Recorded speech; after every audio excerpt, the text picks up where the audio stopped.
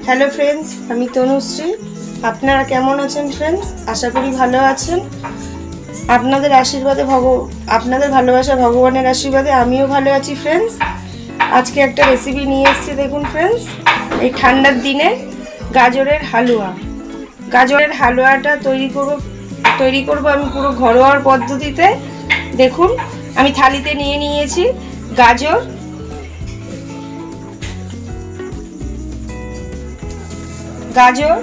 এদিকে আছে গুঁড়ো দুধ, এলাচ গুঁড়ো, ঘি, চিনি, প্লেটে আছে বাদাম, পেস্তা, আমন্ড আর কাজু। প্রথমে পিলার দিয়ে ছাড়িয়ে নেব ভালো করে ফ্রেন্ডস। পিলার দিয়ে আমি একটা একটা করে সব গাজরগুলোকে ছাড়িয়ে নিয়েছি। এবার গ্রেটার নিয়েছি, গ্রেটারে দিয়ে এবার আমি প্রত্যেক কটা গাজর ঘষে নেব এরকম ঠিক লম্বা লম্বা ভাবে ফ্রেন্ডস। একটা একটা করে গ্রেটারে আমার সম্পূর্ণ ঘষা হয়ে গেছে গাজরটা। গ্যাস অন করে ফ্রেন্ডস কড়াই বসিয়ে দিয়েছি। কড়াইয়ের মধ্যে একটু ঘি দিয়ে নেব।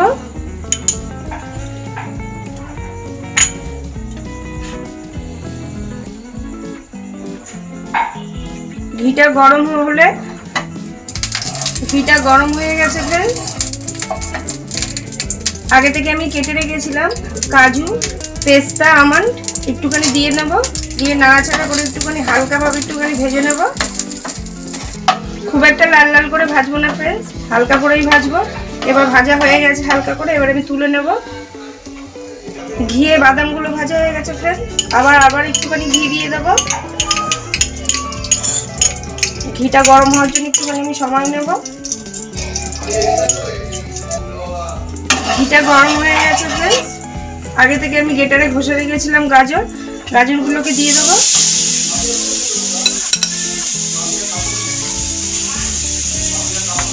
গাজরটা হালকা করে ভেজে দেব।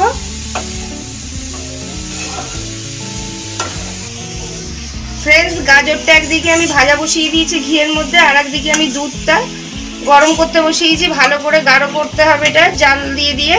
দেখুন, অনেকক্ষণ ধরেই বসিয়েছি। মোটামুটি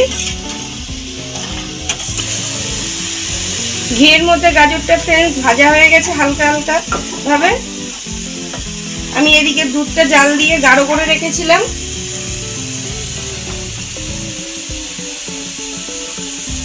দুধটা এবার দিয়ে দেবো।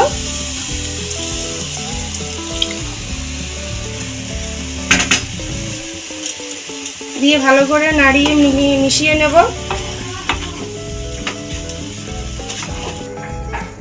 দুধ দিয়ে গাজরটাকে ভালো করে মিশিয়ে নিয়েছি ফ্রেন্ডস।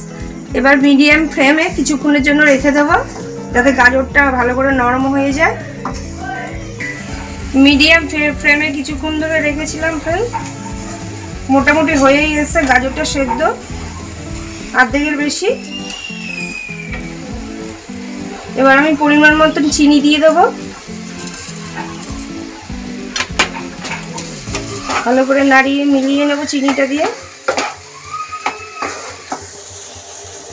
চিনি দিয়ে ভালো করে নাড়াচাড়া দিয়ে মিশিয়ে নিয়েছি ফ্রেন্ডস। চিনিটাকেও আগে থেকে ভেজে রেখেছিলাম কাজু, পেস্তা, আমন্ডটাকেও দিয়ে দিলাম। মিলিয়ে নেবো বাদামটা দিয়ে। ভালো করে নাড়াচাড়া দিয়ে মিলিয়ে নিয়েছি বাদামটাও। এবার এলাচের গুঁড়ো করে রেখেছিলাম আগে থেকে, এলাচের গুঁড়োটা দিয়ে দিলাম। পাউডার দুধ দিয়ে দিলাম। আমার ঘরে আজকে খোয়া ক্ষীর আনা ছিল না, তাই জন্য আমি গুঁড়ো দুধ দিয়েই করলাম। আপনারা খোয়া ক্ষীর দিয়েও এরমভাবে দিয়ে করতে পারেন। এবার ভালো করে নাড়িয়ে মিশিয়ে নেব। গুঁড়ো দুধটা দিয়ে ভালো করে নাড়িয়ে মিলিয়ে নিয়েছি। তৈরি হয়ে গেছে গাজরের হালুয়া ফ্রেন্ডস। এটা পুরো ড্রাই, এরকম মাখামাখাই করতে হয় গাজরের হালুয়া। আছে, এবার আমি নামিয়ে নেব গাজরের হালুয়া। ফ্রেন্ডস, এই গাজরের হালুয়াটা একদিন বাড়িতে করে দেখতে পারেন। এই ঠান্ডার দিনে খুব ভালো লাগবে পরোটার সাথে বা লুচির সাথে। যদি ভালো লেগে থাকে তাহলে প্রতিদিনের মতন বলবো ফ্রেন্ডস, একটা ভালোবেসে লাইক শেয়ার সাবস্ক্রাইব করে দেবেন ফ্রেন্ডস। এরকমই আমাকে ভালোবাসতে থাকুন আপনারা। ভালো থাকবেন, সুস্থ থাকবেন। Thank you.